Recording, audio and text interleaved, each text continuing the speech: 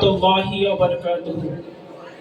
ইন্নাল হামদালিল্লাহি রাব্বিল আলামিন ওয়াল আকিবাতু লিল মুত্তাকিন ওয়াস সালাতু ওয়াস সালামু আলা সাইয়্যিদিল মুরসালিন ওয়া আলা আলিহি ওয়া আসহাবিহি আজমাইন।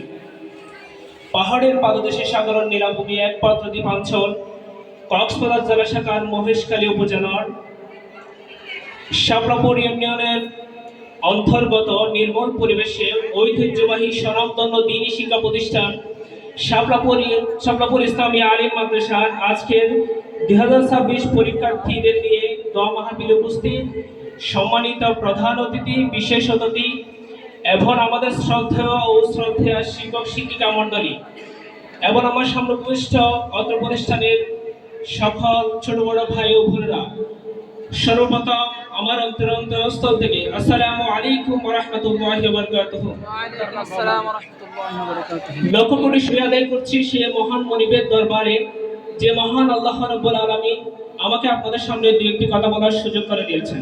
হাজার হাজার দরুদ ও সালাম পেশ করছি বিশ্ব মানবতার মুক্তির দিশারি ও মহামানব হযরত মুহাম্মদ মুস্তাফা সাল্লাল্লাহু আলাইহি ওয়াসাল্লামের উপর, এবং স্মরণ করছি আজকের এই বিশেষ দিনে অত্র প্রতিষ্ঠানের প্রতিষ্ঠাতা শাপলাপুরের গৌরব মরহুম বদিউল আলম রহিমাহুল্লাহকে, এবং আজকের এই সুন্দর আয়োজন করার জন্য মাদ্রাসা কর্তৃপক্ষকে মোবারকবাদ এবং ধন্যবাদ জানাচ্ছি। সম্মানিত উপস্থিত প্রিয় সহপাঠী বন্ধুগণ, আমি আমার বক্তব্যের দিকে চলে যাচ্ছি।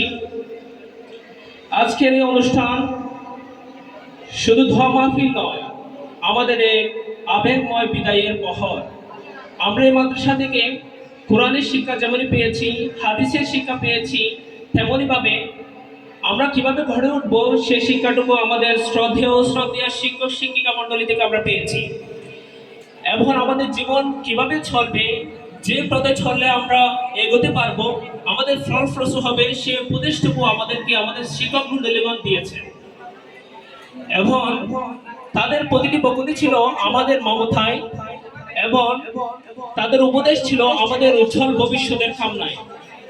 এমন সম্মানিত শিক্ষক শিক্ষিকা মণ্ডলীর দৃষ্টি আকর্ষণ করে বলতে চাই, আমরা ছোট মানুষ হিসেবে যদি আমাদের অজান্তে আপনাদের মনে কোনো কষ্ট দিয়ে থাকি, তাহলে আজকের এই বিশেষ দিনে আমাদের জন্য সেই জায়গা রেখে আমাদের ক্ষমার দৃষ্টিতে দেখবেন, এবং আমাদের যে সময়টা অতিবাহিত হয়ে গিয়েছে সেই সময়টা মানো না রেখে আমরা যেন আগামীর পথ সুন্দর এবং সুগম পথ পড়ে দিতে পারি, সে পরিক্রমায় আমাদের জন্য দোয়া করবেন, এটা আমরা ব্যক্ত রাখি।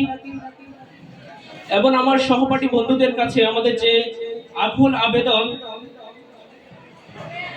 আমরা শুধু পরীক্ষার্থী নয়, আমরা হচ্ছে একটি আদর্শের বাহক।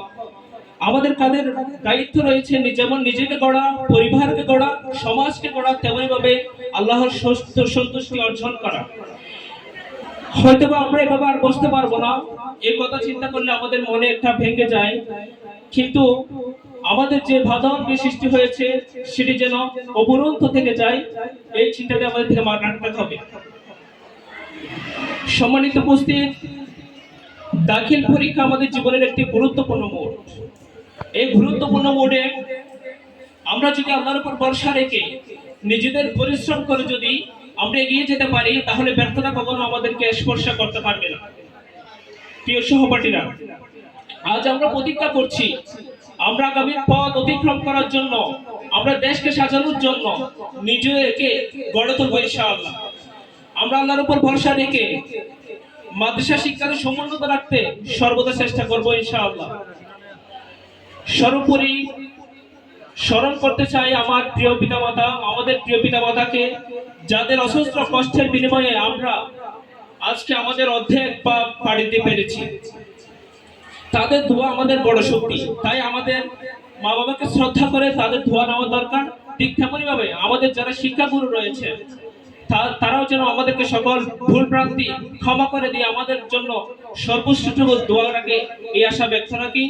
এবং আমার সামনে উপবিষ্ট অত্র প্রতিষ্ঠানের ছোট বড় ভাই বোনদের প্রতি আকুল আবেদন, যদি চলার পথে অজান্তে যদি কারো মনে কোনো ধরনের কষ্ট দিয়ে থাকি, আমি সকলের পক্ষ থেকে ক্ষমা চাচ্ছি। এই আশা ব্যক্ত রেখে আমাদের ক্ষমা দৃষ্টিতে দেখবেন, আমাদের জন্য সবাই দোয়া রাখবেন। এই আশা ব্যক্ত রেখে আমি আমার বক্তব্য এখানে শেষ করছি। ওমা তৌফিক ইল্লা বিল্লাহ। আসসালামু আলাইকুম ওয়া রাহমাতুল্লাহ।